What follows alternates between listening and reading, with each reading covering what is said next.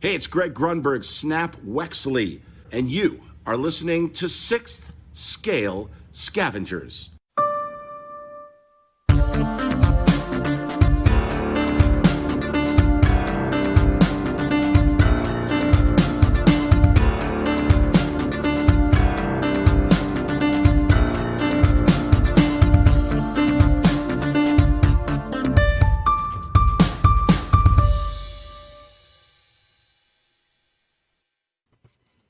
All right, Scavengers, welcome to episode 58 of the Sixth Scale Scavengers Show.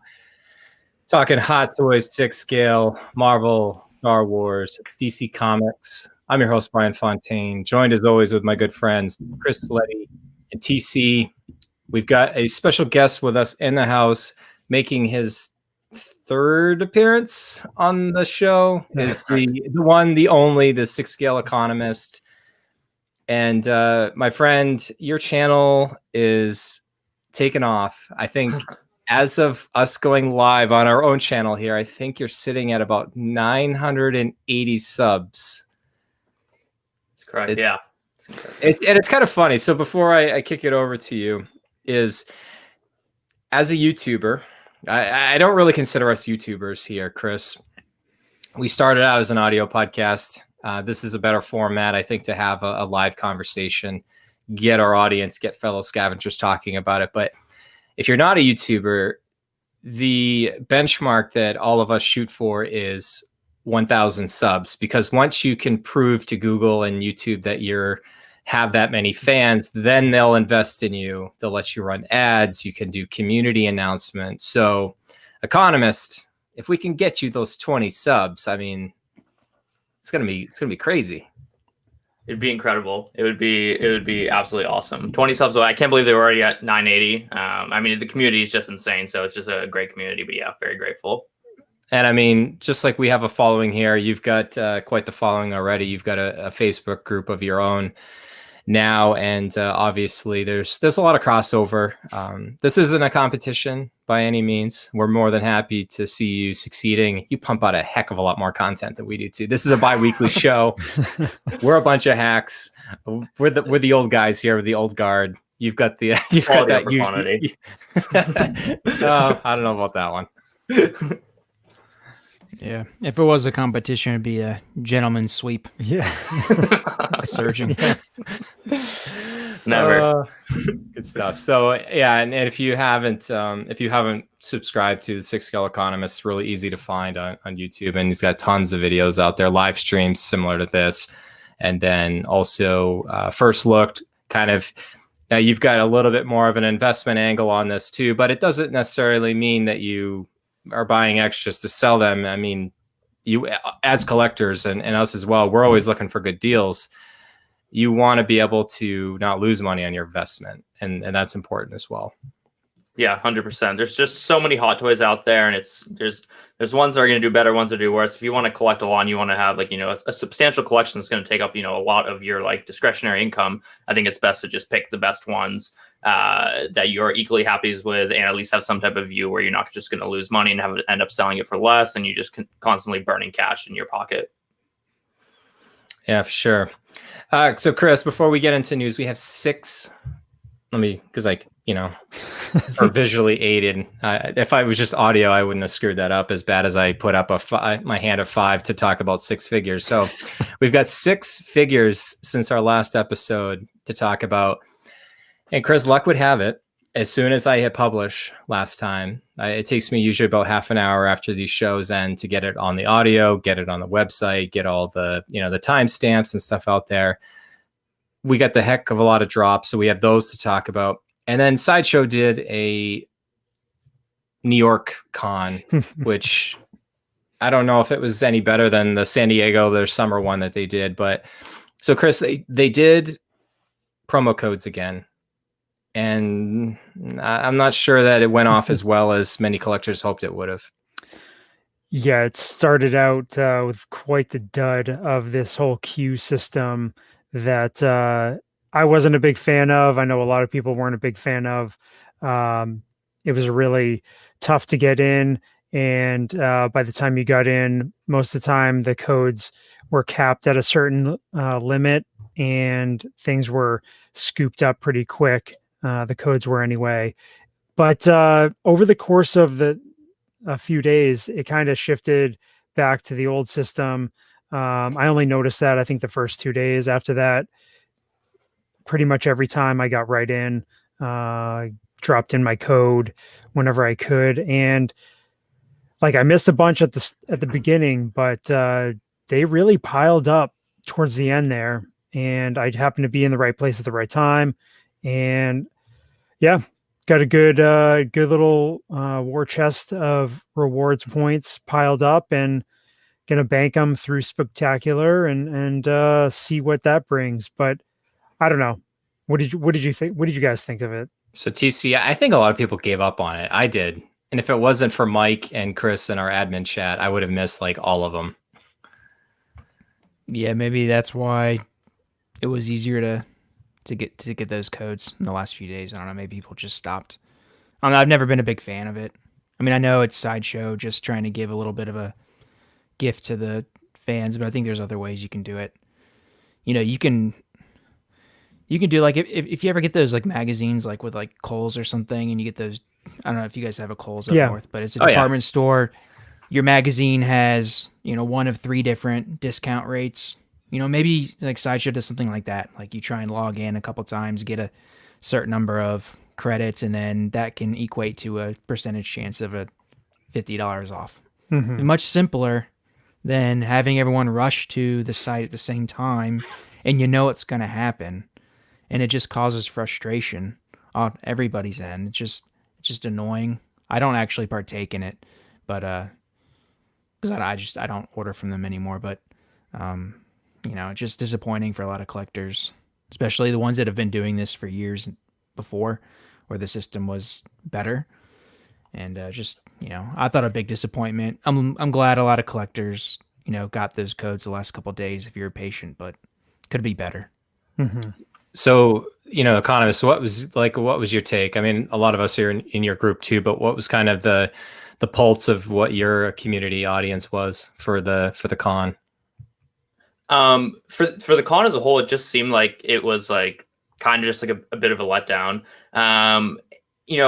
They teased that figure obviously on the first day, saying like Hot Toys coming soon, and everybody was speculating on what it could be. So the fact to just give us like a repainted Boba Fett basically just seemed like I just didn't really understand it, especially giving us like Clone Wars, Darth Maul, and Coruscant Guard, which I'd argue are probably 2 better releases than the Death Watch Mando. I was just surprised that was the one that they hit us with. But I will say, I think we talked about this in the group chat before, but kudos to Hot Toys for kind of just like, jumping the gun on Sideshow. Like I was kind of okay with that because Sideshow kind of just tried to like, lump it all into like their event and their thing. But like Hot Toys basically just dropped like 2 things without even the con and just gave them 1 figure. But yeah. And then on the code front, it seemed like everybody used to complain before that, like, oh, everyone's trying to get into the site and it's just crashing. But like, I was perfectly fine with the system before where like you try and get in, you'd have to refresh a couple of times, you'd eventually get in. Whereas like, you knew at least if you caught it in the first like 10, 15 minutes, you'd be able to use the code. But now with the queue system, it just seemed like even if I would get it in there, like, especially the first 2 days, in the first 5 minutes, I wasn't going to get it either way because the quantity would be sold out. Yeah, I think I gave up after a while, but then, like I said, I got pulled back in. I think I ended up with like 25 total, which is nothing to shake a stick at. I mean, for me, yeah. I don't order a lot from Sideshow, but that to me is free shipping for 1 figure. So it is what it is. I mean, it all depends. Like for me to order from Sideshow, it's got to be, I've got to have a coupon, I've got to have some rewards built up, or it's got to be an exclusive. So if it's none of those things, I'm going to somebody like Underground Figures. And that's that's just how I'm going to do it. So I know, guys, we're kind of just generally covering the topic of that. We're already 10 minutes in. We haven't talked about any of the news on this stuff. So I'm going to we're going to go around our panel here talking about each of these. We'll spend maybe not as much time on some of these as others, Venompool.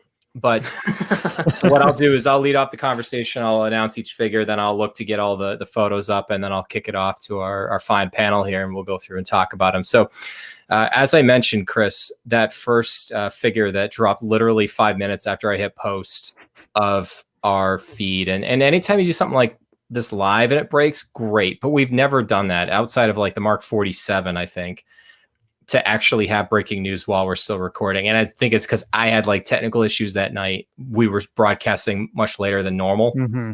It just doesn't happen. So Iron Spider, the PS4 figure, VGM 38, retail price of that was $250, announced on December 5th and last year, and then released on October 1st, right about when we expected to see it. Yeah, I mean, we had been teased the boxes at Secret Base. That's not Iron Spider. Yeah, you know what? I'll technical difficulties. I'll get it figured out here, guys. Just carry on. Yes. So this figure, I mean, there's already a bunch of reviewers have put out videos on it, and obviously we saw the blogger pictures the next morning. Again, great photography from the likes of Jingle Bell and Kindar Toys, and I think BG Art is in there. Just all the greats in the photography game. But I mean, this figure looks pretty sweet. It's just not my cup of tea right now. It's not really what I'm going for, but it certainly hits the likeness of the video game, the comic book from, the comic book version from Civil War.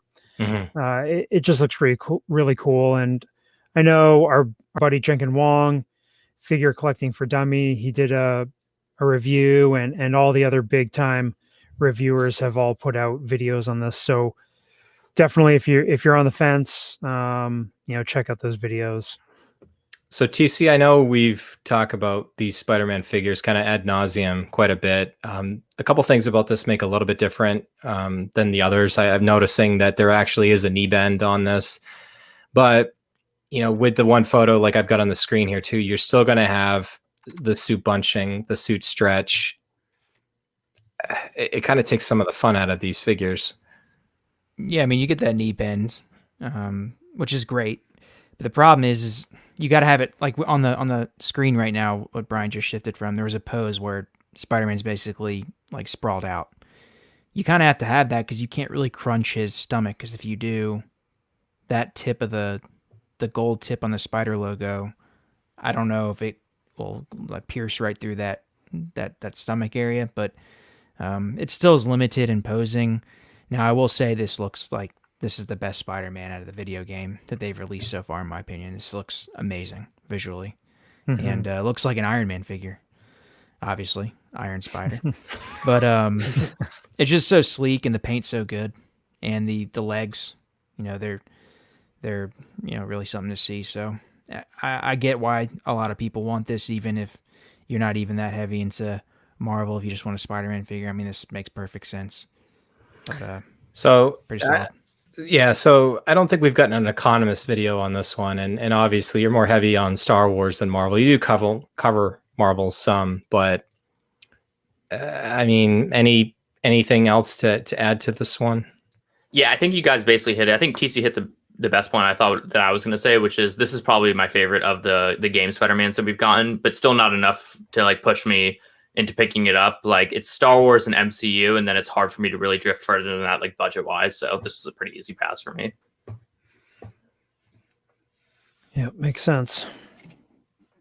All right, this next one, guys, was like this was what made me like so irritated that I had just hit publish, because I would have loved to get to talk about with you guys, but hey, you know what? We've got a bigger panel to talk about it. But Commander Cody, this thing looks phenomenal. Long awaited, long time coming. Because, all right, so this was obviously Commander Cody from Star Wars Revenge of the Sith, Episode 3.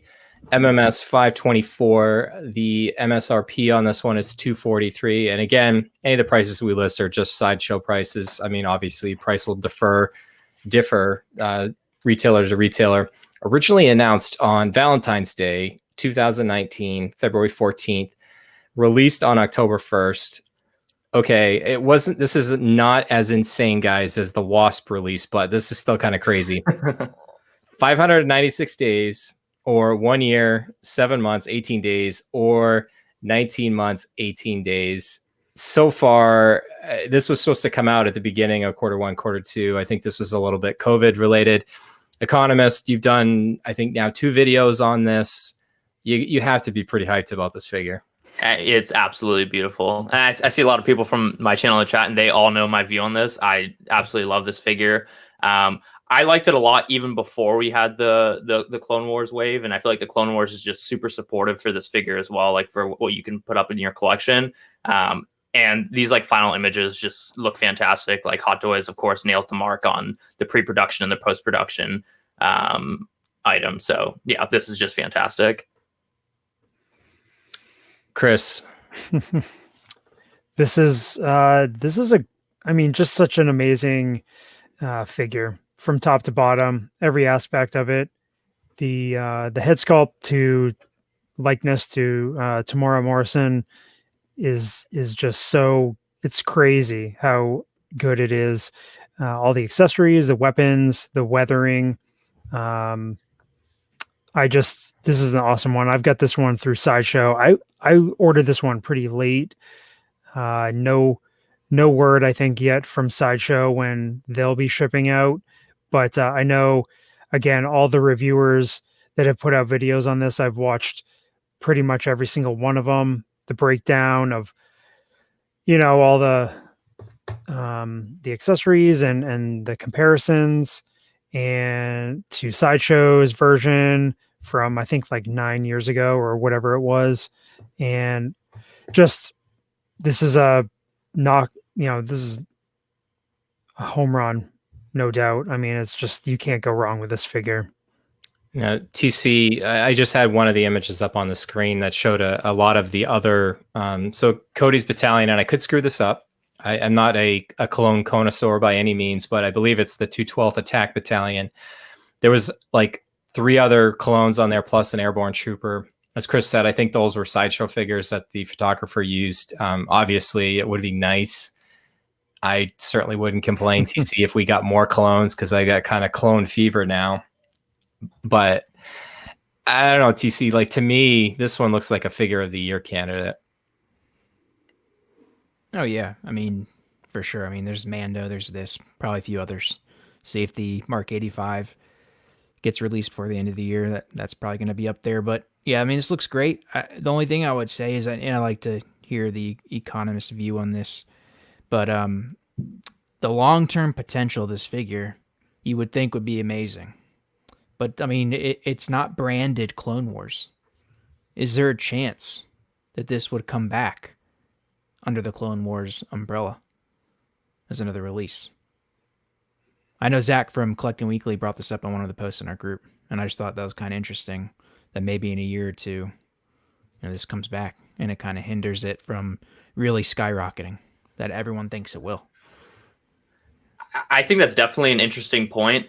I would say like the best telling sign that we'll have to see if this actually gets re-released is if we see something like a Count Dooku or like a Yoda get made for Clone Wars, which would basically be like a reissue because their outfits are the same. Unlike Obi-Wan and Anakin, where they had like very distinguishable differences in their Clone Wars and Revenge of the Sith look. If we are to see like a Count Dooku and Yoda come out and it's like the Clone Wars, but it's basically the same exact figure, maybe with a couple of different accessories, I would say that would be more worrying that this figure would get a like Clone Wars release. Yeah. Yeah. I mean, make no mistake, this thing's going to sell out pretty quickly, in my opinion. I mean, give it a few months on Sideshow and it's going to be gone. Mm-hmm. And so act now. But it's just something interesting because I think Hot Toys is going to see that, and then you never know with Hot Toys. I wouldn't put it past them to, issue something under their umbrella, a la Homemade Suit Spider-Man. Mm-hmm. Or just a straight re-release, like Thor, Yeah. Infinity War or Mark 50, where it's not that far away from the end of production, and they can just basically churn out another batch. You could do that. Yeah, and also too, I mean, I guess this is maybe a good word. So the next two figures that we're going to talk about are Clone Wars related, and The Economist already kind of mentioned what they were, which is fine. I mean, they're no secret here. We're 2 weeks 2 weeks later from having a chance to talk about them, but I mean, I've speculated in both our group and in the Economist group on Facebook that I think it's only a matter of time before we start seeing a lot of the other commanders out there, Bly, Wolf. I mean, they could just go so deep with this, and I don't know where they might stop. Like TC, we've mentioned it before too. I don't know if we've mentioned it on this show or if it's just been in our admin chats and stuff. But I mean, clones could be like the new Iron Man. They just could keep going. There's so many different battalions they could do. I mean, we've technically only got 2 now, and we'll talk about that second one in a little bit. But I mean, there's so many. If you really want to learn about clones, and I've been studying up, there was like in the Clone Wars alone, there was like 1,000 different named clones, and then they break them all down by battalions. And it is absolutely nuts how crazy George Lucas was with all this stuff. And I just think Hot Toys, it's for them. It's a repaint. I mean, some of the commanders, the ARC Troopers, Fives, Echo, Jesse. I mean, I know there's fans of each one of those. I know Chris Benware is a huge fan of Jesse. And I think they could just keep going. And if you look, guys, at the sideshow, this is unplanned, by the way, too. If you look at the sideshow releases, some of them go back to like 2010. Some of the air quotes newer ones were like 2014 with like the Phase 2 Captain Rex. Some of those figures are 8-10 years old, and they are almost 4, 5, 6 times original retail value. And they don't hold up that well. I mean, they do look good on a shelf, but the bodies underneath that Sideshow used are so loose. I think fans and collectors like us are going to be clamoring for other editions of these clones that they might already have. Yeah, I mean, that's exactly right. And I mean, there's precedent for Hot Toys. Obviously, everybody knows about the House Party Protocol that they created, and they didn't finish the line, but I think that was largely due to people just kind of got sick of it, and they probably just didn't have the demand for it. But if the demand's there, they're going to produce as many as they can.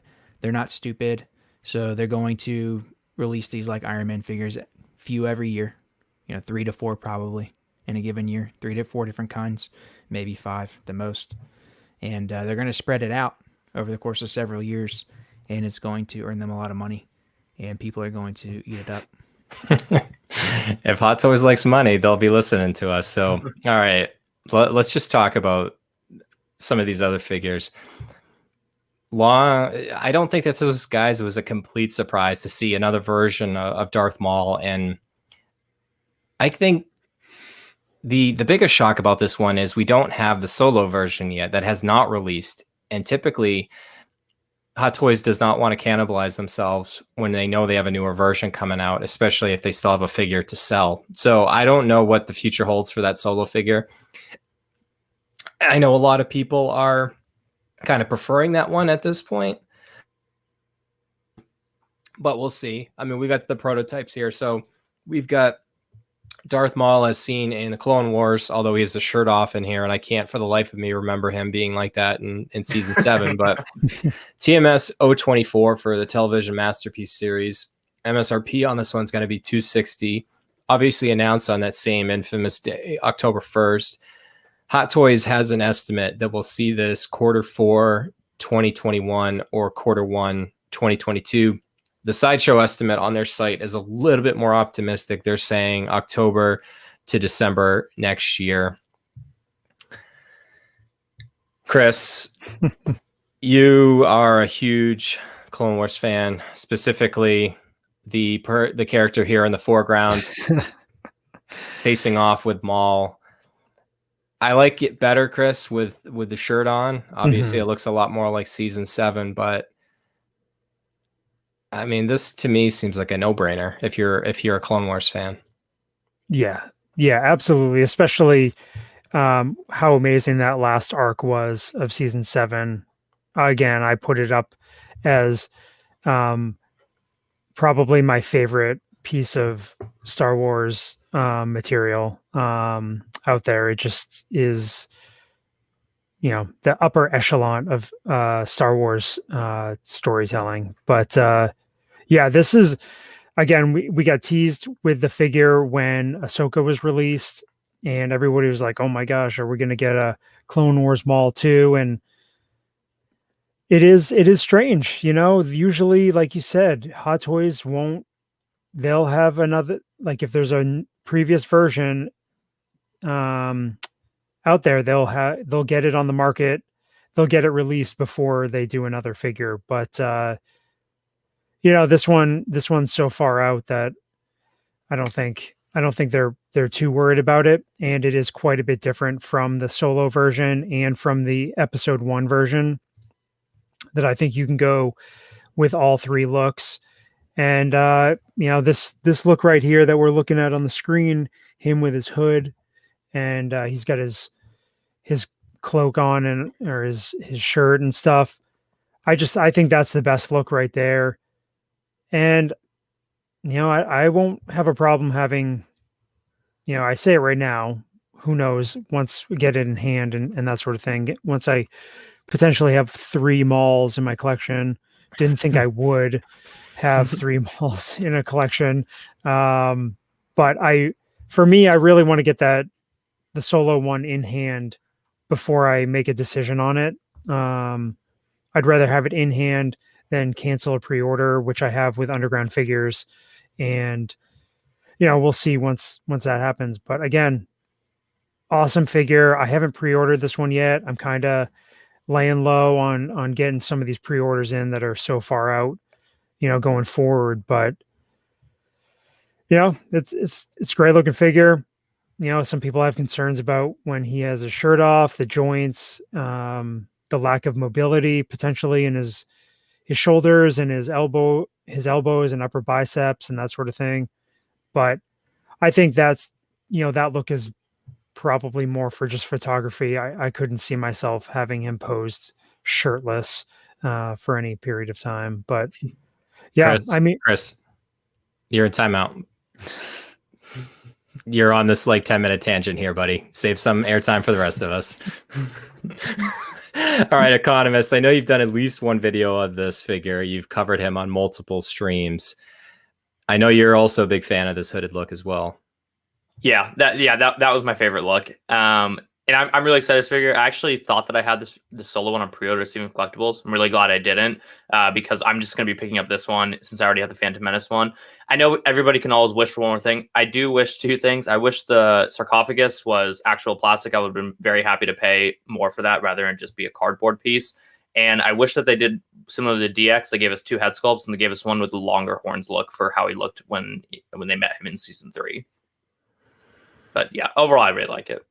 Yeah, TC, we've kind of danced around a couple of the concerns here. To me, this feels like a step back of almost 6 to 7 years of Hot Toys body engineering here, where we don't have a double jointed elbow.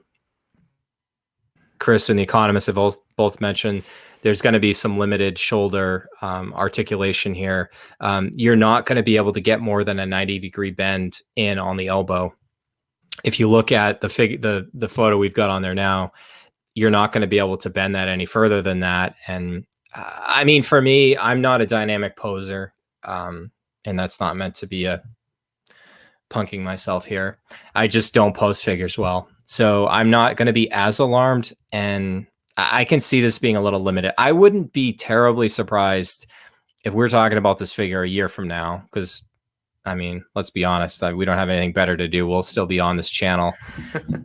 And TC, I just hope that they give us, they redo this. They take this back. They see the feedback. They give us a double jointed elbow. They fix the shoulders. But I don't know. Hot Toys does what Hot Toys does. That's why we got our topic today, is trying to make sense of what on earth are they trying to communicate to us. Yeah, well, I don't.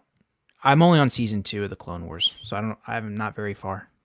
But so I haven't seen Maul in the Clone Wars, so I don't know his impact. But what I've seen in the Phantom Menace and in Solo, And then just looking at this figure, I'm not a big fan of this figure because I don't like. This is the head sculpt of the Solo figure. It doesn't look like anything in the Clone Wars, in my opinion, just off the stuff that I've seen in some of the images. The body is fine. I mean, you have to have single jointed elbows if you're going to have the body paint, because if you have the double jointed elbow, it's going to look really crappy, in my opinion. Just it gives away at least the single jointed elbows. What they do on Enterbay with Jordan, at least gives the illusion of an elbow. Where if you do double jointed, that's completely gone and it looks like a robotic arm, basically. But of the 3 Mauls, I like the look of the Solo one the best. I know it's probably his least impactful in the entire, Star Wars universe. That Solo Maul it's not as iconic as the Phantom Menace Maul, and definitely not as iconic as the Clone Wars Maul, but aesthetically, I like that Solo one better than this one. I like the metal legs, and then that base that comes with is cool. It's the DX. So I don't know. We'll see. I know, Economist, you have your views on the Solo Maul, and I don't have anything to dispute that. But just looking at the designs, I do like the Solo Maul. Probably in the minority, but it's kind of just how I feel on that. All right, guys, moving along. Quite a bit already. 30 minutes in, we still have 3 more figures to talk about. This is kind of nuts. We never usually have this much. So TC, speaking of more Clone Wars here, we have the Coruscant guard, and I can't say it as cool as Liam Neeson does in Neeson, excuse me, in the Phantom Menace. It's so cool. Yeah, that guy's got charisma on charisma. TMS 025 MSRP of this new clone trooper, 220, again announced on that October 1st date. We're looking at same estimate of Maul is Q4 to Q1 2022, or Sideshow's still thinking they may get it at the end of next year. So again, a clone, to me, a repaint, also known as the Shock Trooper, also known as kind of like the pre-Royal Guard here. So TC, I don't know if you've actually run into any of these anymore, but I mean, this to me is why this was the game changer figure for me, of why I just thought, okay, they're going all in on Clone Wars here. If they're going to give us this, are they going to give us Fox to go with this? Are they, it's kind of crazy to me of like how many more they could go, because it's a repaint. I don't care as a collector, and I know most of you scavenger out here don't care as well. You just want all the clones. I saw Mark earlier said he's going to go into bankruptcy over clones, and I don't think he's wrong. I mean, you're right. I mean, the fact that they didn't release Fox with these, it just shows that they could go any direction, and that's the crazy thing. You gave the stats of how many clones are out there, how many different battalions, and it's seemingly limitless. With this release, this is the floodgate opener. I agree. What about you, Chris? Yeah, I'm right there with you. This is a little bit deeper cut for for the next Clone Trooper release than I thought they would do. But I mean, it obviously fits with the Season 7 theme, and we see these guys with Emperor Palpatine in Revenge of the Sith, and Anakin, and so there's some versatility for this figure. Definitely can be posed with a Darkside Anakin. Maybe somewhere down the line we get a Revenge of the Sith Emperor. Who knows? But one can hope. DX19. I'm still calling it until it happens. I know, but it's a cool looking figure. Again, there's something about a trooper, whether it's a stormtrooper or a clone trooper, with the red and the white and the black. It just really pops, and it gives that little extra something compared to the other troopers in your display. So, the one thing about this figure that might stink a little bit is if the weathering is uniform on every single one. Like if it's the same dent, the same ding, the same paint scratch. I forget who was talking, whose video review of this. Maybe it was you, Economist. I forget. But if they had just like all different pieces of armor that were weathered in different spots, and they can just like during the assembly they can mix and match them. That was Steve Okay. from Rogue One. Okay, yeah. So it's like that would be cool if they could do something like that, but I know that's wishful thinking. But yeah, I mean, it's a good looking figure. I haven't ordered it yet. Economist. Yeah, I like it. But this is what I talked about, like my first video when I saw the 501st one. This is a great example to me of a trooper where if you're on a tighter budget and say you're on like, maybe like a sub 12 Hot Toys a year budget, this is like a one that I would probably like think twice about or hold out on, because to me, like if you put this next to the 501st Trooper and I'm getting 3, helmets of the 501st Trooper, including the Ahsoka helmet, I'm definitely taking the 501st Trooper before this one. Maybe that's just my personal point of view, but this is one where it seems like a bit of a tertiary clone, and I would prefer to go ahead and wait and see if we get like a 212 or Wolfpack Trooper that I personally like more. But that's my opinion of it. I'm a psychopath, so I'm still picking it up too. But that would be my opinion. And that's why we love you, because you're bringing the heat, like as you say in your channel quite a bit here. Or I should say, Hot Toys is like, to me, this is just like, I'll reiterate my point. This is the figure that I think tells me that Hot Toys is going to potentially go deep. Now, again, they've sent false signals before. They could be done with Clone Wars after these 2 figures. I don't know. But, one thing, guys, I don't know if we've ever mentioned it on the show here. And, Chris, you and I are the old guys here. We obviously love Clone Wars, but we didn't grow up with Clone Wars. And there's a lot of kids that were at that age when it was just coming out that are now in the workforce, that now have extra income. They're going to be going crazy for this stuff. Like, these are, for a lot of people, this is their Star Wars. Every Star Wars that comes along, everybody grumbles about, well, it's not the original trilogy, or the prequels stink, or I don't like the sequels. Well, the kids that are watching that at that time, that's their Star Wars. And for a lot of people, that the fact that Clone Wars has such a long standing, you could hop on a Disney Plus and binge 7 seasons all in a row if you wanted to. I'm sure it would take you forever. And I like TCM going back through again, just because I'm also crazy.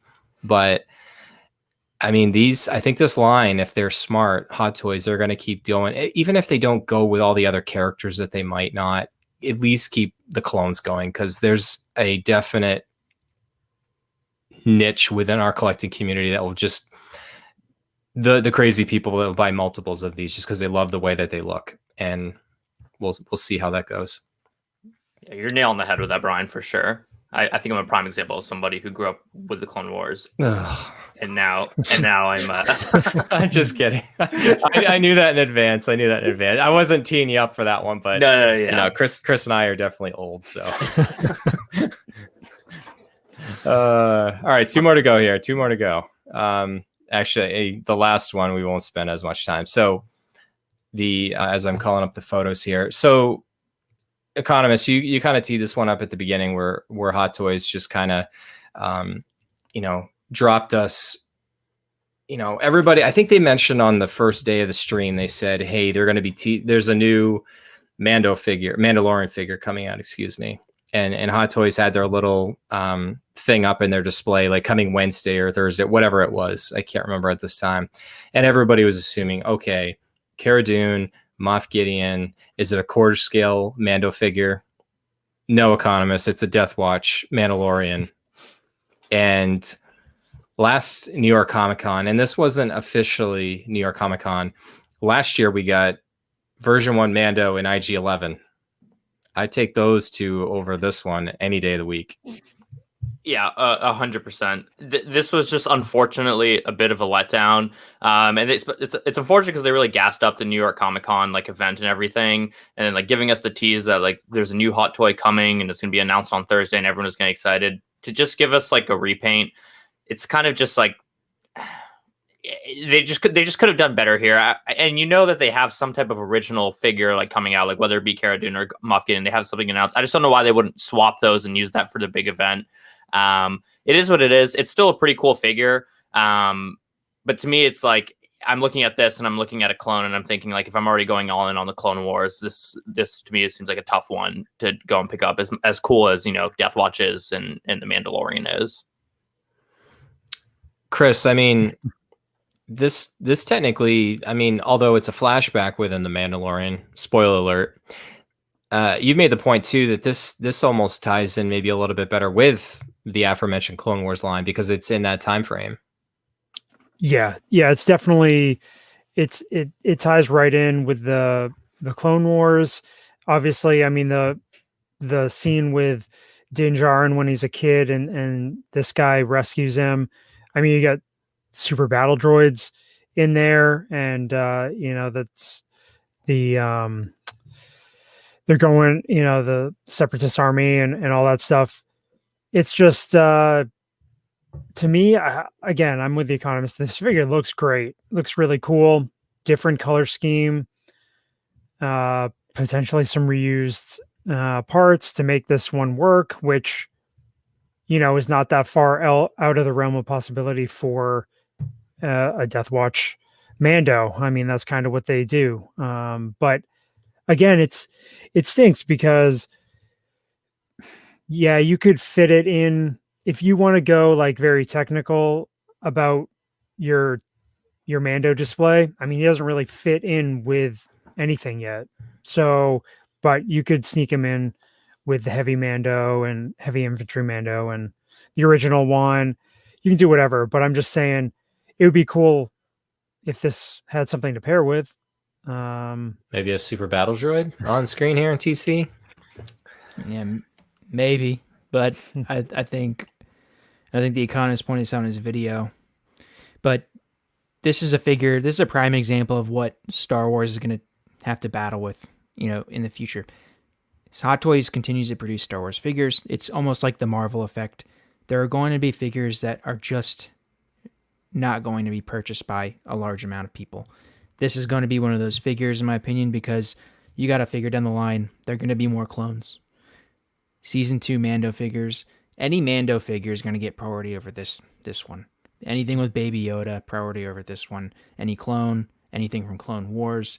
There's just a lot of different figures in the Star Wars world that are going to they're going to be in more demand.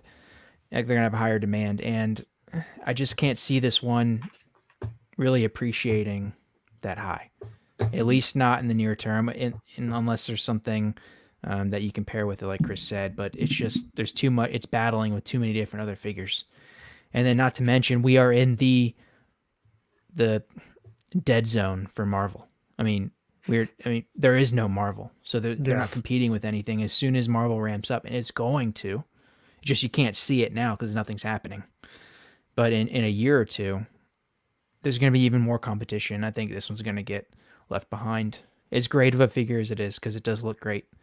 But, And I think before I jump over to talk about Venompool real quick, and I mean real quick, I don't know if I did the stats on that one. So this is going to be TMS 026, retail 235, announced on October 8th. And again, we're going to get that same similar time frame of October to December 2021. So we'll see. I'm seeing a lot of comments that people are still looking at this one. I know our own Mike, our moderator out there, is very keen on this, and you're going to have, and I'm sure we're going to have a litany of topics that we'll be able to cover after this, to just being able to make those type of really good decisions and not necessarily get caught up so much in the hype, because when you get that figure that just gets announced. And the other thing that I did want to mention too about this one, guys, and I haven't checked any of the other retailers and stuff that we have on our individual pages at sixscalescavengers.com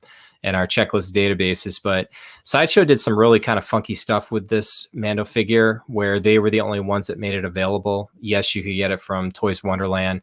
Yes, you could get it from Toys Buying Agent, Tim Cent 88.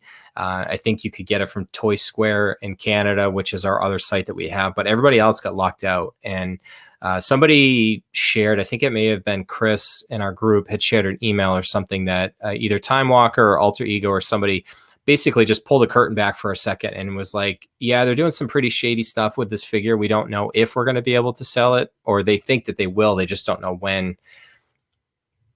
I mean, stuff like that just makes me kind of not want the figure as well. So we'll see. If you want it now, you want to pre-order, even though it's a year out, you got to go to Sideshow, unfortunately. I just love to hear the rationale from Sideshow on that, but I'll Right. Oh, they want to test the market to see if they get more buyers. Well, there's That's channels my like opinion. us out there that are telling everybody to not. So go don't to buy Sideshow. it if you don't. If you want to support the smaller shop, don't buy it from them right now. And we've got Mr. Yeah. Pokemon himself out there now, Cletus, the Heaver Hammer. Cletus, I'm just going to speak directly to you for a second here. You're doing some crazy stuff to my co-hosts here, Chris and TC. They're out there hunting as well for Pokemon cards. Chris said that his whole the whole Seacoast area in New Hampshire is completely wiped out. Walmart and Target, sports cards, Pokemon cards. So whatever you're doing, Cletus, just keep it up because you're changing the game like you always say you are. And then of course you're going to sell everything, and everyone's going to be left all in the back. Sorry for that little sell the speech. rip. Yeah, it's. I mean, that's your tagline, economist. Yep. All right, last figure, and I mean quick. I'll just go around, just get one. I'll everybody say one nice thing about this figure. The Venom Pool from Contest of Champions, originally announced July 21st, 2019. We got this on October 9th, right around where the estimates had pinged it. The retail price on this one, guys, although it's kind of a larger 6-scale figure, $405. I know Jankin, Figure Collecting for Dummy, grabbed this and did an unboxing. Outside of Jankin, I don't think I've seen anybody else pick this figure up. So, Chris, you'll start first. Say one nice thing. He's very muscular. That's a compliment, not a nice thing about it. No, I just yeah. It's Hot Toys did a really good job in the detail. TC. Pulling teeth. Red and black, great color scheme. All right, economist. I with everything going on, I'm just glad that I didn't have to think about like potentially picking this one up. That's probably the shortest we've ever covered a figure. And how many years doing this now, Chris? 2.5 plus since we started this thing. But anyways, we do cover everything: Marvel, DC, and Star Wars. And this is technically a Marvel release, but I don't know. I'm not, if you did get this figure or you're excited to get it, I don't want to dampen any of your excitement. It's just not for me. And I can't really say a lot of good things about it I'm not going to pretend to like it if I don't. All right, guys, just a couple other quick hitters. Chris, some comings and goings at Sideshow. I mean, Sideshow the only reason we mentioned Sideshow is they're a good barometer of like kind of what's going on with what stock may or may not be available out in the general collecting community here. Yeah, it just kind of gives us an idea of basically the market from a retail standpoint. And we all know once those figures sell out, hit waitlist full situations, that you can kind of check the secondary market and see how the figures are performing once those things happen. But surprisingly, the Sith Trooper hit waitlist. And so I guess if you missed out on that one, I would definitely look at alternative retailers and eBay and that sort of thing. Use the link on 6-Scale Scavengers. And then also a couple figures in stock: Endgame Star-Lord, Incinerator Trooper, both in stock at Sideshow. I think a lot of other retailers have those in stock as well. Incinerator Trooper, I think, sold out at many of the smaller retailers, but some of the foreign retailers might have it closer to that retail MSRP. And then just one last thing, right before we got on, I got an email from Sideshow that my Wasp figure will be getting into their warehouse in the next week or two. So looking forward to that one. That's kind of what's going on. All right. My computer's just deciding to freeze here temporarily, so I can't switch the banner, but we'll go ahead. Come on, you stupid thing. It's like going everywhere on my screen that I need to shift over to the collection update. So again, for whatever reason, Chris, people love this segment. There's been times in 2.5 years that we're like, should we really keep doing this? It sounds, but again, people love this stuff. To me, and economists, you do the same thing too. We're pretty transparent with what we're buying and selling. Not that it's not meant to brag, but I mean, our collection interests change. There's different things that we're doing with our own collections, and just to show Chris that there's always a lot of tough choices to make. I just saw somebody posting in the chat too. It's interesting to see somebody go out and hunt or buy stuff with no budget. I mean, all of us have to operate within a budget for the most part. And that's why buying and selling is a key factor in how we make this happen week after week after week. Absolutely. Yeah. We're always changing things up, shifting direction, tightening up the collection. And this is another one of those weeks that we had lots of stuff going on. I'll have TC go first. All right. Lead off. Bat and lead off here. Maybe you're on the Dodgers and we're gonna get 11 runs in the first inning here. Yeah, they killed it today. But anyway, so I have an interesting story, but I'll close with that. And but I finally sold my Stormtrooper Han. I sold it about a month ago or a few weeks ago, and the guy was like, "I'll pay you in 2 days," and then sent me another message. "Oh, I'm waiting on getting paid for something. It'll be here Monday." Ended up having to wait 8 days because eBay will open up that non-paying bidder case, and then you have to wait 4 more days for it to clear. At least that's how my settings are set. So I had 8 days to pay, never paid. So I relisted it and just shipped that out. So that's good. And I actually did also sell my quarter scale Vader, which is kind of sad, but I had to make some room. To be honest, it's just I cannot collect too many of these, oversized pieces because I've got the Hulkbuster and the quarter scale Mark III, and then I want the quarter scale MCU Spider-Man. And if they announce like a Mark II or another Iron Man down the line, I just have to think I can't keep everything like that. So I sold it to Sean Yahtzee in the group. So he bought that and I sent that out today. I got in my Mark 47 and I got 2 of those. Unfortunately, one had an issue. I had some paint problems like all throughout the legs, which is really disappointing because usually Hot Toys is pretty on the money with that stuff, but it had scuffs on the front of the thigh, on the side of the thighs, and like around the stomach area. And so I messaged Steven to see if I get a replacement, so he's working on that. But the other one was fine, and now I'm finally at a point where I can build something behind me. The start of my homecoming display, because I got my Iron Man figures, got my tech suit figures, homemade suit figures, and I got the Vulture incoming, hopefully middle of next year, and then I can start filling out the Far From Home line figures as well. I have the first tech suit, the Far From Home line.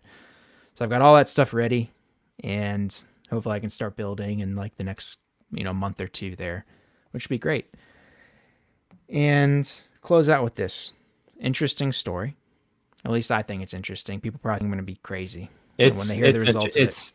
It's one of the better ones that you've had. So nice. Let's see if I can tell it well. But anyway, so I do love the Mark 50. I still do random searches on eBay of all the Iron Man figures, and I happen just to Here you go, Brett. search on eBay Mark 50, type it in MMS 473, and then this interesting listing came up. Mark 50 Special Edition. Most people understand there's no such thing as a Special Edition Mark 50 through Sideshow. They never released it. There was just one issue. Hot Toys then gave out another run right as Endgame came out.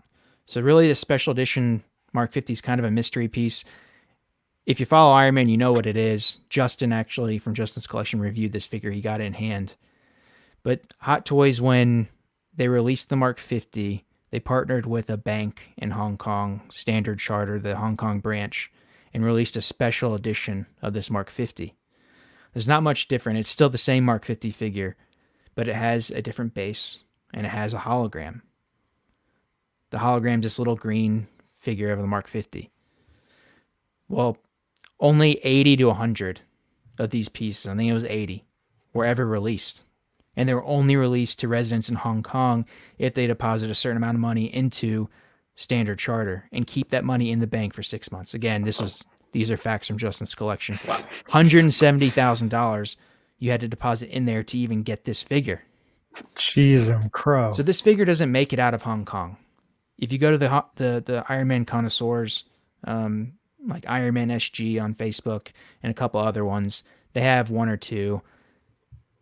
They're not leaving people's collections. So when I found this on eBay, stateside auction of the Mark 50 special edition, it's like I got to get this. So I ended up winning the auction, and I might be a fool for paying double retail with the Mark 50 is for this figure. But Hot Toys does not do this with any figure. They don't do this with figures. The last time they've done anything like this was back when Avengers was released. They did a joint promo with Pepsi for a special movie promo Mark 6. They made a movie promo Mark 6, but this was a joint promo with different hairstyle of Tony Stark. And there were like 16, or I think it was like 16 pieces of that figure. They don't do that. They don't limit their figures. So the fact that this is a limited run of the Mark 50 of a brand new diecast figure, you're just not going to see it. It's just not going to leave people's collections. It's not going to hit the States. You go on Toys Wonderland, they got it for like $1,500. It's just not going to be around. So I can't have the Mark 50 collection and then just let this one pass by. So I had to go for it. That's really cool. So it's a unique thing, and it's cool to have a piece from Hot Toys that's limited like that, because I've been around the game for off and on for 5+ years. And like I said, Hot Toys is not about limited runs. It's about quality. It's about, your love for the characters, and over time, the appreciation. But this is a rare instance where they actually did produce a limited run of a figure, one of their best made figures that they've ever done. And I took the opportunity and went with it. So that's on the way. Hopefully it comes in the next few days, but I'm excited. How are we going to follow this up? Yeah, that was incredible. I forgot about that. I should have had you go last. I completely. Brian. I'm killing it here, Brian. He's the king of the Mark 50s. Yeah. That's it. It is sealed Gunji Club, just FYI. That's awesome. Not in the shipper. So I don't know what I'm going to do with it. Crazy. All right, Economist, I saw you've got some stuff recently. I know you're not necessarily part of the rotation. I'm looking at Chris and my list, and I've said this before, I'll say it again. It's probably one of my last crazy ones, but I mean, let's be honest. Everybody's heard that a bunch of times before in 58 episodes, but I don't know. Did you pick anything up recently? Yeah, so I got my Mark 47 as well. Super stoked about that. I think it looks fantastic. I did like a kind of unboxing on my live stream. I'm planning on doing a more professional one on the channel at some point, but really stoked about that one. That's definitely my favorite Iron Man now that I have in my collection, which at this point is only 2, so I guess not a hard competition. I also, Steven's Collectibles let me know that my Remnant Trooper and Incinerator Trooper, he's shipping today. So I was pretty excited about that. The Incinerator Trooper, I'm really looking forward to. The Remnant Trooper, like hindsight's 2020. If I could go back in time, I probably wouldn't have picked it up just with all the Clone Wars releases. But I still thought it was a pretty cool one. Still waiting on my Mando. I'm not sure when he's getting that one. And then on the sell side, I sold my Han Solo, just to like clear room and like just get ready for all the figures that are coming.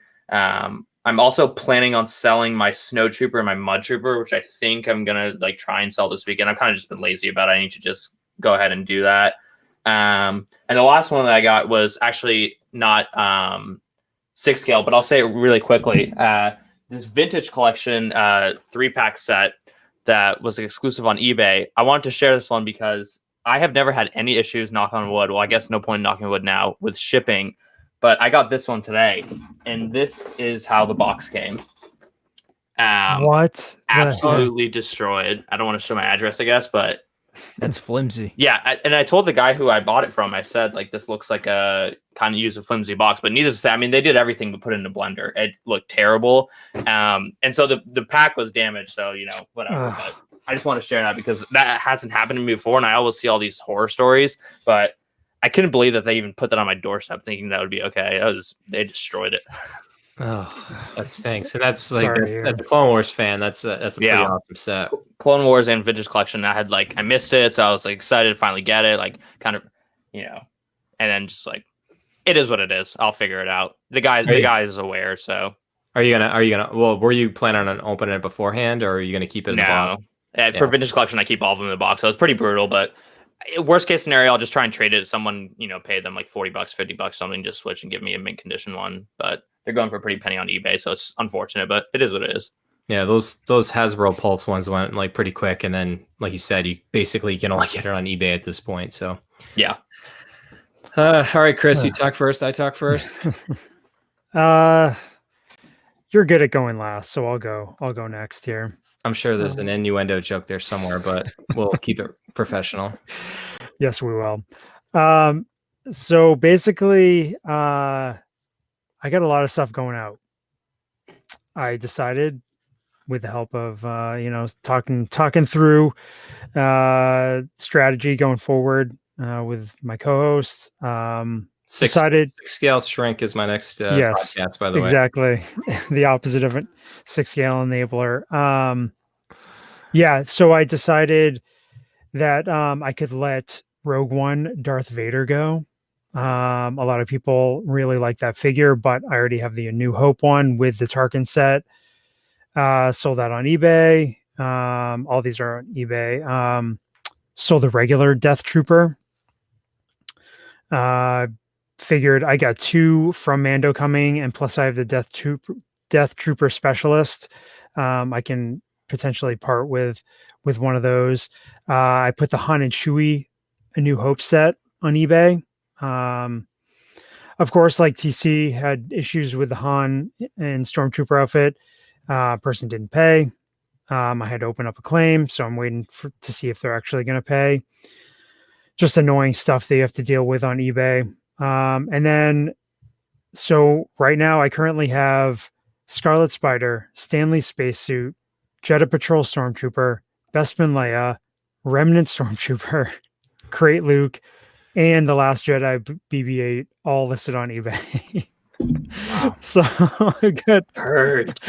The purge is in full effect. Yeah. And I've got 3 more figures that I'm going to probably list either tomorrow or this weekend.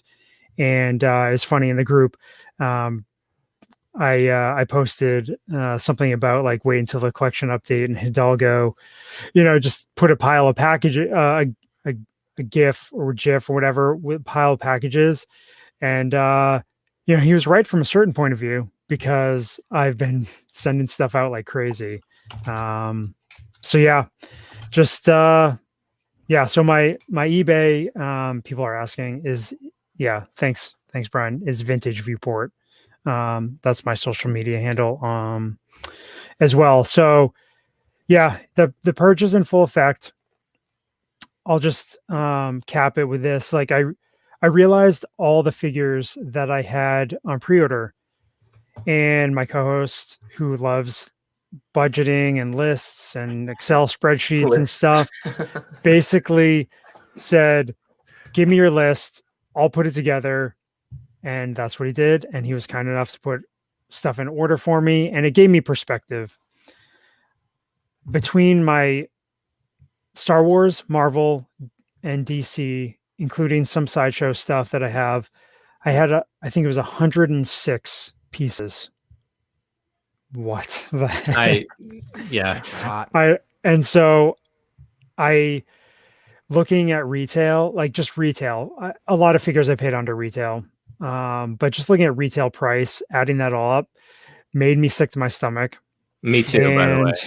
And then we also added in the figures that I had. Well, that was including the figures that I had on pre-order. So I needed to let go of stuff. It's tough because a lot of these figures are really good figures, and maybe I'm letting some of them go early. Maybe I've missed the boat with some of them. It's really tough to say, but honestly, I just got to get rid of this stuff and just recoup some of the finances, prepare for the next round, and also pay some bills. So yeah, a lot of stuff going out. Feels good though. Actually feels good. Yeah, that was. I didn't know if you were going to mention that or not, Chris. But yeah, so yeah, that's what I do all the time. It's a constant just shuffling, and it leads to the discussions that we'll talk about here. I feel like I can't even follow up you in TC, even though I do have not my usual bomb drop of here everything, but I think it's important to kind of have gone through that too. And I was actually surprised at the number of figures you had too. But I think it's good. It's healthy. And it's important too to realize that you really can't have everything. You got to pick and choose. Even if you want to have like one of every character, when you have something like Marvel, it's still a lot of figures. So, and like you said, it's an ongoing thing, and happy to do as a friend, a co-host, and everything. So glad it helped you. Thank you. All right, I'll go through my updates really quick. I did sell a few more things. I decided that instead of trying to have multiple Return of the Jedi Luke Skywalkers, I found a really good deal on the deluxe one on eBay, not much more than retail. And then I decided to sell my Endor version. And then I had the 429, the original release Luke Skywalker, but I had parted it out. I know everybody, cover your ears, a while ago. So I sold both of those to basically fund one figure, which obviously isn't the super best thing to do. Well, actually not both of those. There was some other stuff involved there too. But in addition to letting both those go, I let my, for the third time, let my Luke Skywalker go from The Last Jedi. I'd gotten 2 screaming deals on the return trips, but as I kind of set things down, it just wasn't going to fit. I feel like everyone's kind of letting their Remnant Trooper go. I've really made the decision, guys, that when it comes to the Mandalorian, I know when it was first coming out, I wanted to get everything in that line, but I think outside of Mando and like IG-11 at this point, the tertiary characters, I can't see sticking. So I let my Remnant Trooper go on eBay. And then also just before the show broke, I did end up letting, and Roy, cover your ears, I did let my Mud Trooper go as well. I know there was a significant hype about this one too. I've already got the Solo figure. I love that figure. It's maybe a top 10 in my collection personally. And I just didn't see the need to have another version of Han Solo when I'm going to be having my display there. So I let that one go. I mentioned I did buy that deluxe Luke. I did. So when my caveat is when I would go to Sideshow. So I had a coupon with Sideshow to basically get free shipping. And then I had a boatload of rewards that kicked in, I think, from when I originally got my Thor and my Markel from Sideshow this summer. So I got a Coruscant Guard on pre-order. It just happened to be the one that I was looking at that I didn't have. And then I kind of continued the Clone Wars pre-orders. I'm all in on this, Economist. I've got I had one of each of these with Ray before, but I am, and I know I saw Mike earlier talking about it in the chat, but I think I'm going with the 2 clones for each. So I've got another Coruscant Guard, another deluxe 501st, and another standard 501st, because I want to have 2 Coruscant, 2 Ahsoka 332nd, and then 2 501st. I'm hoping for more commanders and captains and whatnot. Speaking of Ray with Underground figures, I did get my Mark 47 in as well. I was so glad to have that back. I had the original figure, and it was really good to have that back. And I didn't see a lot of significant updates. I know people have mentioned like the red is a little bit different before. I like the fact that it came in like the Mark 7 style box. I think that is a good way that Sideshow, I think Hot Toys should stick to their releases, because then it just looks sharper and cleaner. I think it protects the figure a little bit better too. So that's my updates. It still sounds crazy, but I've really kind of made the shift to really focus in on certain aspects of my collection, and I feel, at least at this point, like a good point going forward. So again, why people find this entertaining, I don't know. I think they're just living vicariously through all our craziness, right? Maybe. But I should have gone first. I mean, between Chris and TC, your guys' stories just kicked mine's butt all over the place. Well, you're right, but it's okay. Hindsight's 2020. It is. All right. Hour and 10 minutes in, and we haven't even gotten to our topic yet. And I forgot to mention at the top, our feature review. We start over. Our feature figure review is going to be actually the aforementioned Mark 47. So 3 of us have it in hand. Sorry, Chris. Your version from Big Bad Toy Store will arrive in the year 2023. And maybe at that point, we'll still be collecting Hot Toys. It'll get another reissue. Yeah, right. Yeah, it might be on the 3rd reissue by that point. So, all right.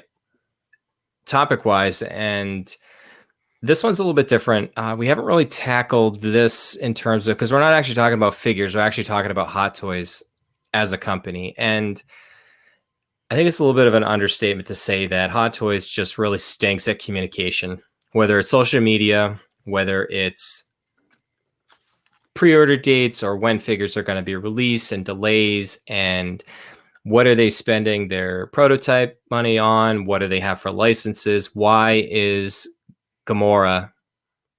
Just why? Where is she? Although I've heard some rumors we might be getting her in about the next month or so, but it is kind of infuriating for a new Hot Toys collector, especially economists. I know a lot of your viewers are kind of just coming into the game, and if they could come in at a good time, it's this one where aftermarket prices are kind of falling. Clone Wars is taking over, as you've had a couple of videos talk about. It's almost impossible to try to determine, like, okay, I'm going to collect a certain line, because you don't know if the last figure that they have announced could be the last one they ever announce in that. You just don't know. So, Chris, I'm going to throw this to you first. There's so many different places we could take this conversation, but you as a collector, and you've been in the game now for just about 3 years. Mm-hmm.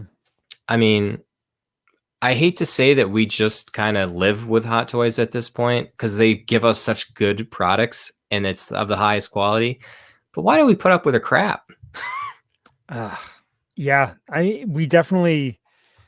we do put up with a lot of their crap as far as kind of leaving us in the dark a lot of the time, most of the time, all of the time. The fact that they do give us such a quality product, 95 to 98% of the time, it's hard to fault them too much, but you just wonder a lot of the time what their strategy is with marketing and figure releases, whatever it might be. It's all over the place. You'll see it on every single figure release. You see all the figures, Or Cyborg. where's Cyborg, where's Baze, people go as deep as, like, where's Mimban Trooper, where's Range Trooper, where's, I don't see too many people looking for Jan Rog, but people looking for Valkyrie, just like these figures that they've teased all the time, multiple times, and they just kind of get left by the wayside. And then we get figures like Venomized Iron Man, which, from an artistic point of view, they want to push the limit, but then from a PR point of view, it's kind of a dud, at least in my opinion. And it's, Jenkin makes a great point here. They operate on the pre-order model. So everything that's pre-ordered, that's what they sell. They don't really have a ton of extra figures kicking around, whatever they have at Secret Base or their other, the other locations. That's kind of what they have. Everything gets ordered. So it's not like, the buyers, they're not left with the inventory. Right. Exactly. And it's just the choices that they make for figure releases. That's the tough part. And Jenkin knows he's right in the thick of things. He's been doing it for 20 plus years. If you guys haven't checked out his channel, Figure Collecting for Dummy, he's getting, most of the latest releases, doing unboxings, and that sort of thing. So, he knows where it's at. So I don't know. It's And then also it's a Hong Kong based company. So their main focus is on the Hong Kong market. Yes, they have a partnership with Sideshow for North American, European releases. As you know, they use them as a distributor. So I'm sure they look at the sales through Sideshow and then the other big retailers. But it's just, it leaves a lot of collectors asking those questions. Why can't you just finish a line? Like, just give us a Baze Melbus. Just give us a Cassian Andor. Like, you know, give us a. I mean, people want Poe Dameron. It's just like Bespin some Han, key, Bespin Han, key figures that get left. C-3PO. Yeah, I mean, so we have to, have the Sideshow C-3PO to fill in a gap, and I don't know. I mean, what do you guys feel about it? Like, as far as TC, I know you've collected Hot Toys longer than Chris and I, and you've gotten in and out of the game a couple different times during that time period. I mean, I hate to say it's hard for Chris and I to have a lot of perspective of what happened, but I mean, for me, when I started looking at doing the databases and stuff like that, I mean, I got in, it was 2017 when I first got my first Hot Toy. It was the Shore Trooper, which nobody else is getting. Like, I'm not selling. Never. So, I mean, sorry, I didn't mean to jump the gun. No, go for it. But Hot Toys, all right, so they start out obviously very small. They're trying to build their brand, and they come out with these great products. Their model, primarily Hong Kong. Hong Kong's primary. They start out, they acquire Star Wars. They acquired Marvel. Start producing great figures. At that time, you don't have to communicate with your base. You're trying just to put out the best figures you can. But now they've gotten to a point. They're the king. They're the king of 1/6. It's not hard as a company to say, okay, when they used to do this occasionally, let's get a picture of our 8 figures that we plan on releasing over the next 4 months. Put them in a picture, give it to fans. It's not hard to give the information to fans when it is a pre-order model, so that they're saying we need you to help us establish the right numbers for the production run. So there's a relationship there, and there should be at that point more transparency on their end of where things stand in that process, because they're not giving us an announcement and then 3 months later putting out a product. They're saying we need your pre-orders for a year, and then a year down the line we'll start production. So to me, that's a little bit of a letdown for a major company when they are the best. And yes, we do, we let it slide because their product is amazing. And obviously at the end of the day, that's what matters the most. Mm-hmm. But I think they're missing the ball a little bit, and they really could improve on a few simple things, even if it's not releasing certain figures. If it's just communicating what you have in the pipeline better to collectors, it would go a lot further in establishing and maintaining that relationship. And I do think that they could improve on that. And it doesn't take a lot of money. You can use your social media, your Facebook page, Twitter, YouTube. You can use that to your advantage. And then you start really having a better customer business relationship that's just missing. And so, I mean, it is what it is at this point. It's a little disappointing, but I really think that there's easy ways for them to improve. And I think, it's not unreasonable for collectors to want that, that transparency. It's also interesting that they still do the pre-order model with years of data. You have years of data, especially with like Iron Man figures. How much you're going to produce. So if you're still using the pre-order model, then you really should be transparent with the customer, because you're then saying that we still need you. Because they could release they announced the 85, Mark 85. You could release that in 4 months. Put it on production immediately once you have the prototype. You know how many you're going to produce. But because of the fact that they want us to pre-order, there should be at that point more back and forth between both parties. So, man, Jenkins dropping some knowledge out here. So if you're tuning in after the fact here, go turn on the live stream here. Look for Figure Collecting for Dummy. Jenkins dropping some stuff. So, Economist, anytime you get to go last in a panel discussion, you have the opportunity to kind of see what everybody's already said before you get to say anything. But I mean, you also being a newer collector to the game as well, any different perspective than anything that we've already shared here? I just think that like Hot Toys, like they just grew like very quickly, and I don't think they're like bigger than they think they are. Like it's kind of, I honestly think it's kind of cool that you know, they bring out these like prototypes, but they never release them or like whatever. Like this is something that Hasbro would like never do, because they're like such a like, you know, established Fortune whatever 1000 company. Whereas Hot Toys is really just like, you know, artists and like, you know, true masters of their craft that just happen to like create this like IP that like is in such demand. So like I think that they can get away with those things, but I just think it's like a, you know, not to get like too business and financy, but like I just think this is like an awesome opportunity for like Hot Toys to really just capitalize and like take their brand back. And like, you know, this is like very much speculating, but like this is a scenario in like a company's life cycle where like they are producing some product that like no other competition can compete. Like people can try and compete with 6 Scale, and Sideshow does that, but you cannot replicate what Hot Toys can produce. So this is like an opportunity for them to really like step up. And I'd love to see them like, you know, down the line, like just incorporate in America, you know, incorporate in the EU and just take their brand back and just take full control, like do the whole 9 yards, hire a marketing team. They're going to have better margins on their product. They're not going to have to, you know, kill like, you know, anywhere from like 40 to 60% of their margin by letting Sideshow middleman them. Like, I just think like that is something that could help Hot Toys as a whole, and that would help with their communication. It would help with their bottom line. It would help with their like how us customers feel. I just think that whole thing, like at this point, like they're just giving away gold at this point. You know, letting other companies like Sideshow sell their brand. So I think that's something that could really help with their communication.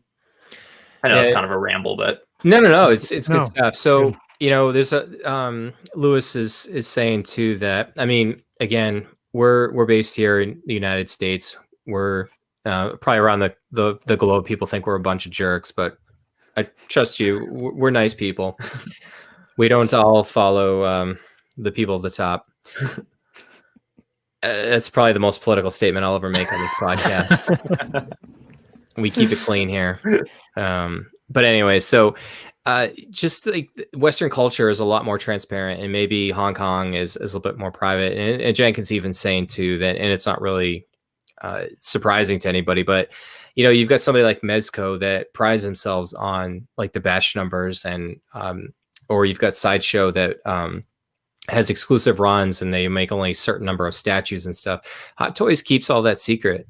We can kind of look through keyholes and get a sense of maybe the Shore Trooper wasn't very well produced, or the Mud Trooper wasn't well produced, or wasn't well pre-ordered, but they keep all that stuff secret, and they kind of use that to their advantage to let people like us that talk about this stuff every 2 weeks and have YouTube channels and stuff. We do all the work for them. Like, why would they stop, Chris? Like, we're doing all the work for them.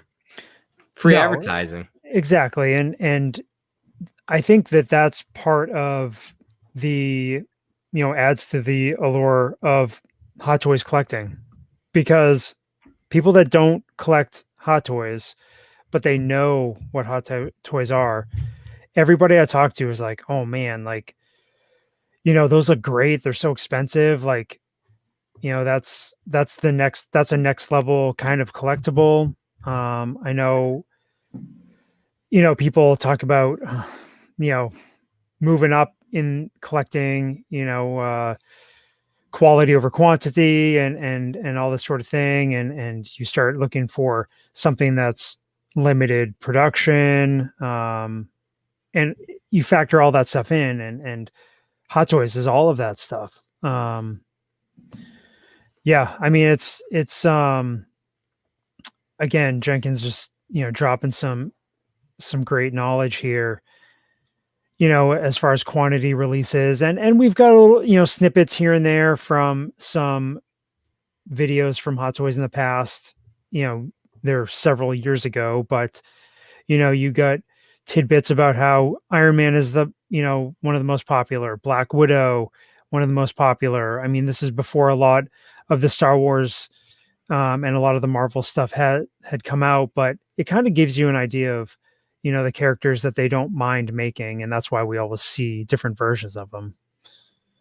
So, I mean, it's just, again, Probably not a lot is going to change. Maybe they might continue to work on their social media, their releases. They do a lot of these shows and stuff, Toy Sapiens in Japan, and events at their secret base,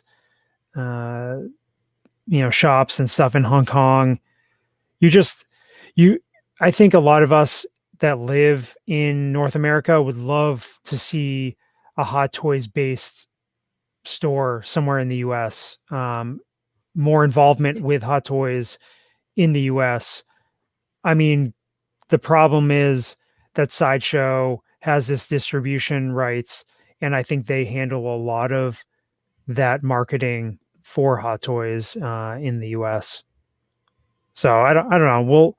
I guess we'll see how things go, in the near future, but I don't know if we actually accomplish anything by kind of talking about this, guys, but I felt like it. I feel a little bit better about it now. So before we move over to talk about Mark 47 here, any final thoughts before we move on here? No, I mean, other than the fact that we got a little tease from Hot Toys. I think it's their 20th anniversary kind of event going on in November, I believe. Are we going to get George Lucas 2.0?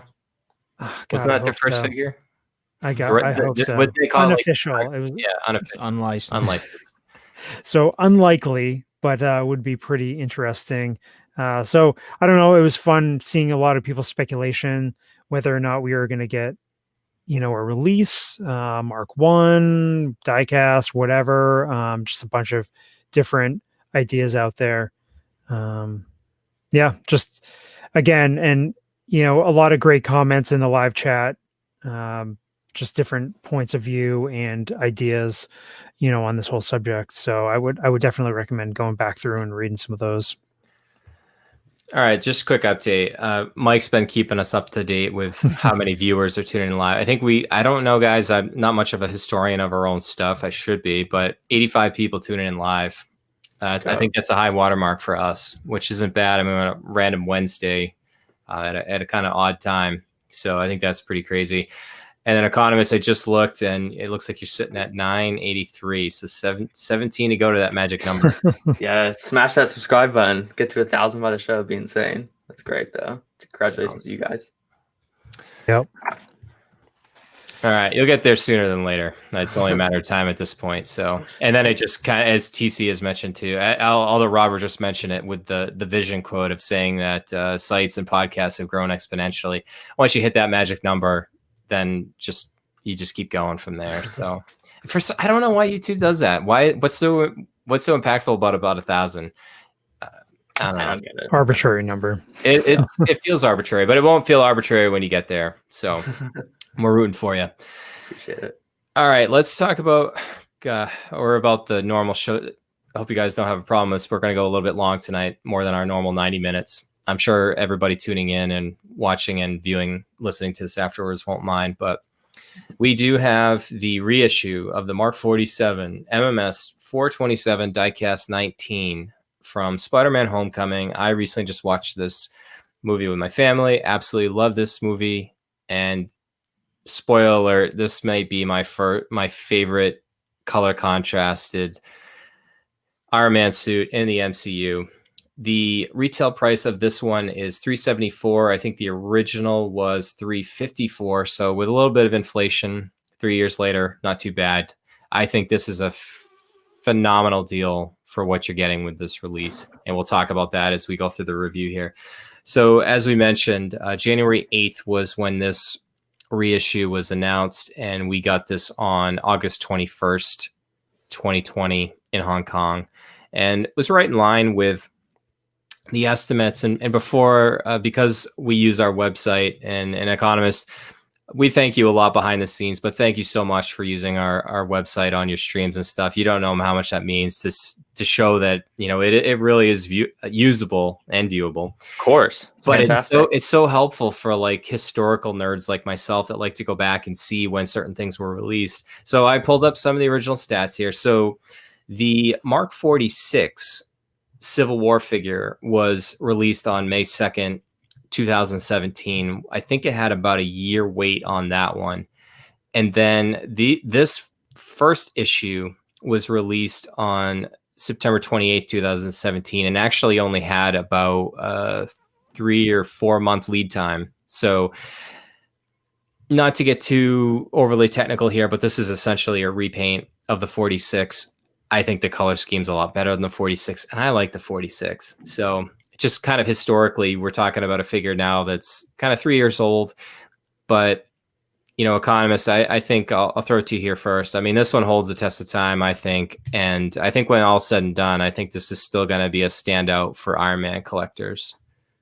100%. The 46 silhouette has just like proven that like through like ups and downs of Marvels, that one always like holds firm, and it's just I think it's just the perfect balance between automated and mechanical look for Iron Man. I got this one in hand. I didn't have the first one, so I was like, super excited to have this one, and I think it looks fantastic. I also think the Tony Stark head sculpt with the sunglasses on is incredibly underrated. It looks like fantastic, and I think I'm going to find myself actually displaying him like that. So this was like an awesome reissue. Great job by Hot Toys, like reissuing a figure that got up to like $1,800 in the secondary market. Give everybody a second shot. Just bring it back to Earth, and let everybody get it. So, yeah, right there is such a sick look. I think it looks great. And by the way, too, this the photos are showing are actually of the original release. So when they released this in Hong Kong this summer, all they did was show the Secret Base Facebook post, which just shows the box in Secret Base. So they didn't redo blogger photos for this. This is the original photos we got back in 2017. Yeah, fantastic. I think basically you hit it on the head. This is an awesome Iron Man, and I think this is probably my favorite Iron Man armor that you can get, and like it's like right next to Battle Damage 46. Jankin is just on fire tonight, TC. The ultimate Iron Man look. It's great. It's great to have Jankin in the chat. Yeah, for sure. Just a great part of the collecting community, and so positive, and just is really supportive of other collectors. So, but TC, so you've got 2 of these. Unfortunately, as you mentioned, one of them came a little paint damaged. One other thing too that I heard, and I don't know, Economist, if any of your community members have mentioned, I saw a lot of things where the right shoulder popped off. Like sometimes that happens in shipping. They're meant to pop off in shipping just so that they don't get damaged. Unfortunately, it looks like some of them got a little bit more damage than that. It actually had to be glued back on, and sometimes the glue that Hot Toys uses isn't always the best. I think if you're a Iron Man diecast collector, you are very good friends with super glue. Yeah, having in mind. Yeah. The magnets, they fall off easily. Just don't super glue the wrong side of the magnet. Make sure that you understand what's going to attach to the shoulder or whatever it falls off. I've made that mistake before and it sucks. But I can learn. I know. I think this could be the best overall offering for any Iron Man figure we've gotten, because you've got the Tony Stark head sculpt, like the Economist said. You've got the regular look, and then you've got the third look. You've got the empty helmet look that you don't have in any other Iron Man release. And that's a huge draw to me, especially with how the suit was portrayed in the movie. You can replicate that empty helmeted look, and the Tony Stark look with the sunglasses is awesome. And I think the paint colors, like if you're going to get one Iron Man, most people just generally say go red gold. I would still potentially go for this one over any of the other ones, because right now the price of it's cheaper than something like the Mark 7. It's going to way cheaper than the Mark 85. Yep. And then the Battle Damage 85 is even higher.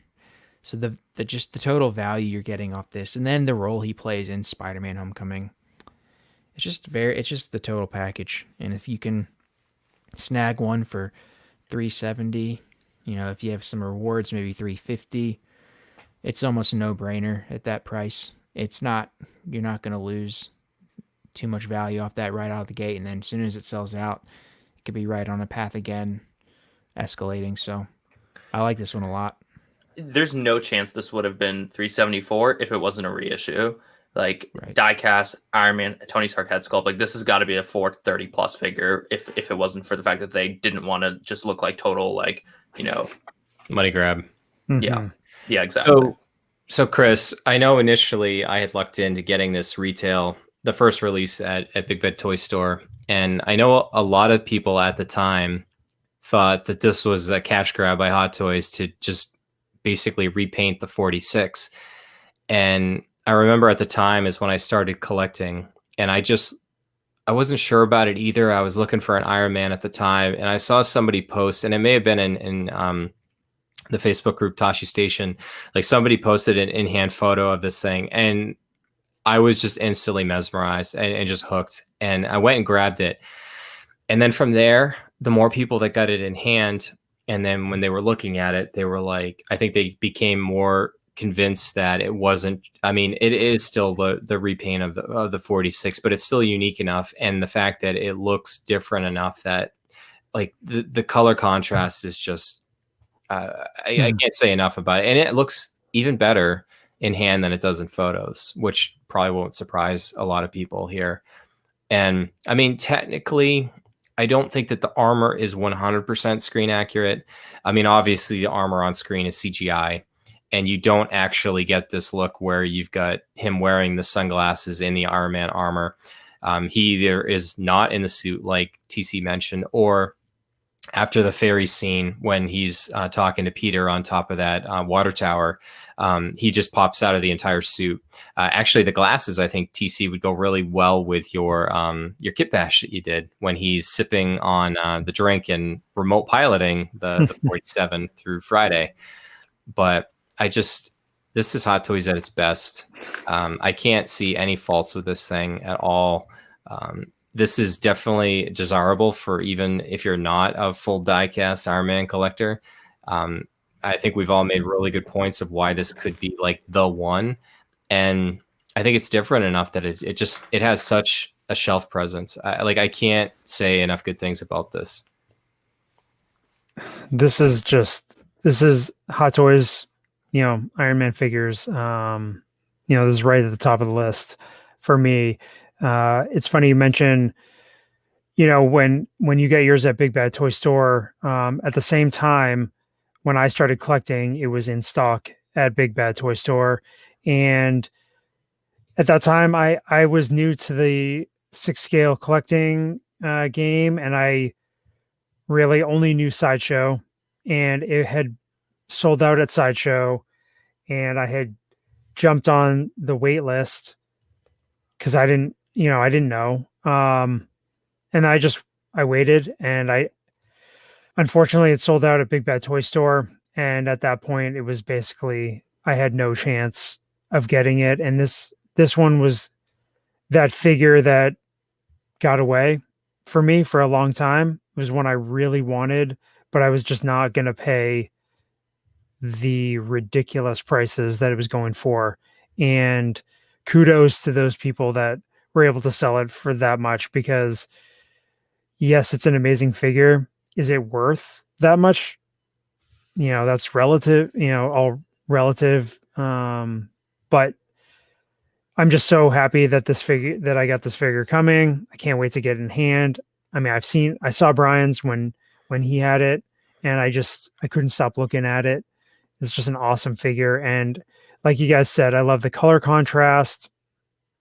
I just think it adds just a different element to to your Iron Man collection, to your Homecoming collection, whatever. It just looks like a stunning figure overall. It's a quick story. Another one of the stories.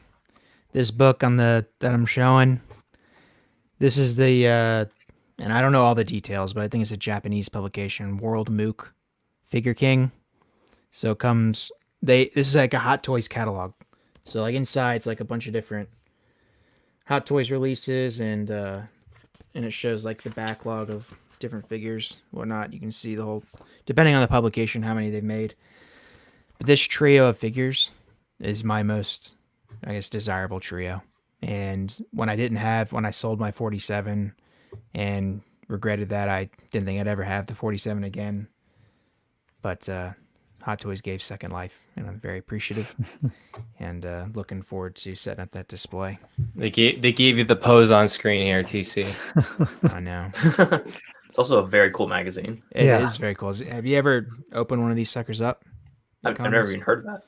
Oh yeah, it's a Figure King, and it's just like something that you would get like a J.C. Penney catalog from like the '90s, something like that. Wow. But for Hot Toys, I can't read anything, so I'm like a 1-year-old who has no ability to understand the language. So I just look at the pictures and I'm like, oh, that's cool. I'll buy that. Yeah. Crazy stuff. So I don't think we can gush about this one anymore. Chris, you can give a review if you want.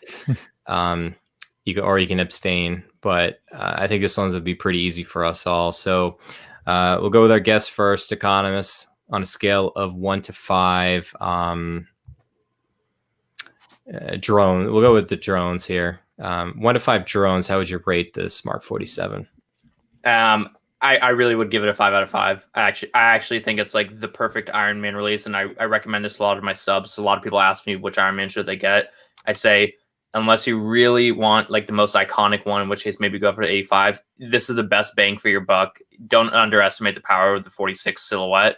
It's just very desirable. From a collection perspective and a perspective, I absolutely love this figure. I knew you were going to say that. TC?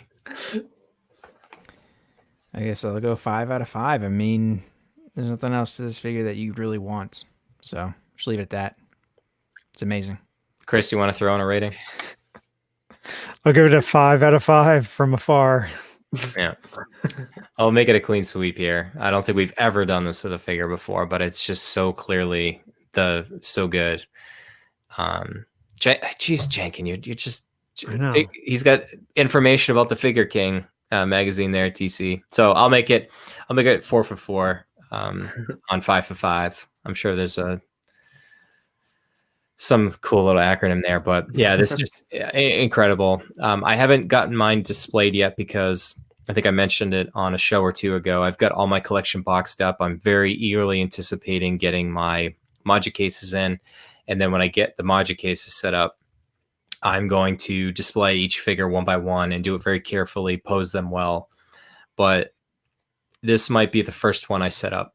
I think that highly of this figure. I'm so glad to have it back in the collection. Everybody remembers earlier this year, I had parted out my head sculpt on this figure initially, and I decided to sell it once this reissue was announced, just to basically, parlay that into being able to get a complete figure.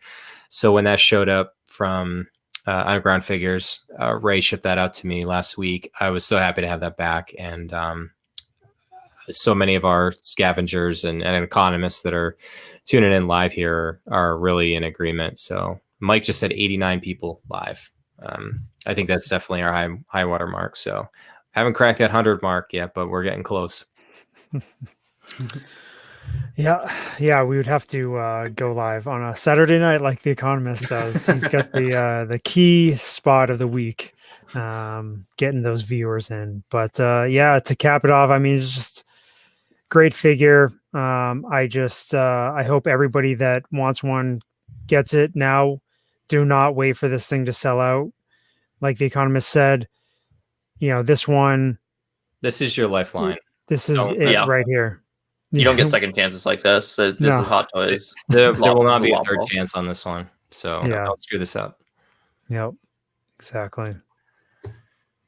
Wow, guys. We're going to be at the over hour and 45-minute mark. And one of our best shows, viewership-wise, I think one of our best shows, content-wise, Economist will give you the chance in a little bit to give yourself, to plug your channel to hit that march for 1,000. But just really want to thank everybody tuning in live, and for you guys for hanging around here for a little bit of a marathon scavengers episode here.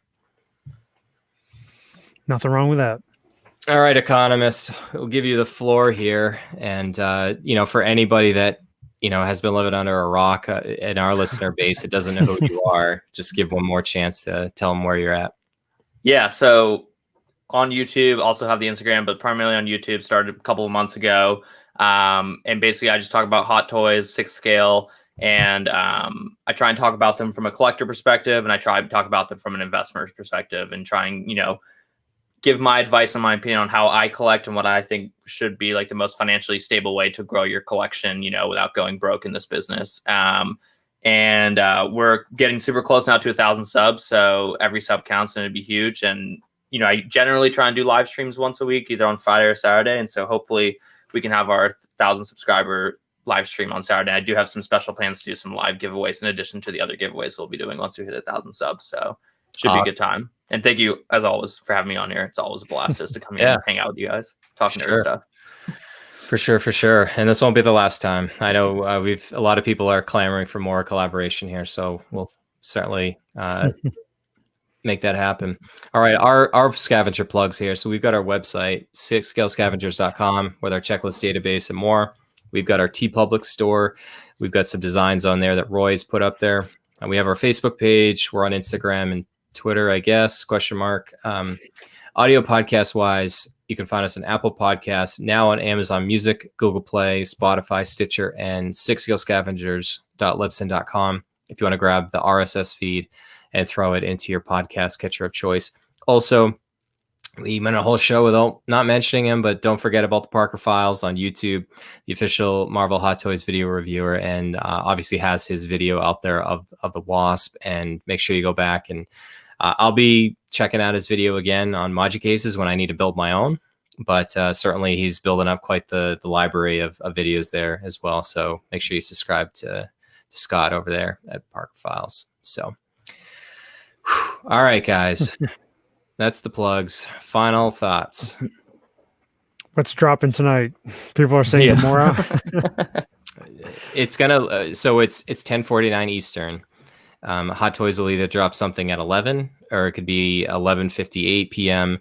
If not, we'll see it, early morning East Coast time. So I'm expecting to wake up to something. It's Christmas every Thursday. It's awesome. I know. Wake up at 5 o'clock in the morning before work, try and record a video. Half awake in my video. It should be a good time though. Hopefully something good. Yeah. Could it be one that's been backlogged forever, or could it be something, a figure release, something put up for pre-order, Well, they got a bunch of releases to get through. I think, if you believe JLab, he thinks that the Stan Lee Ragnarok figure will be coming out soon. Yeah, I've heard Death Trooper too. Also, Gamora for the 10,000th time. I really do think it's Gamora's. I think we'll see Gamora within 30 days. That's my prediction. Let's hope so. And then I'm going to laugh when we actually talk about that on the podcast. So we're going to say it's been 3 years, 12 months, or 3 years, one month, 17 days. Man, when you dopo something and then 5 years later it finally comes out. Your kids are in 3 grades later than when you dopoed it. Yeah. That's how about a one of one Cause Rider Baby Yoda and his pram? Yay. Please God, no Cause babies. I know they have their place, but I know TC, I know we didn't shut them out. We usually do. I know I saw Zach from Collecting Weekly out there. Yeah, give them a listen. Zach Dean, Collecting Weekly. They got a whole suite of shows, and they keep adding to it, and it's really great if you're looking for content to fill a drive on your way to work or whatnot. I listen to them all the time. Good stuff. Mm-hmm. All right, guys. Didn't quite hit an hour and 50 minutes, but that's quite all right. I think we will call it a wrap here. So, Chris, my friend, bring us home. Excelsior.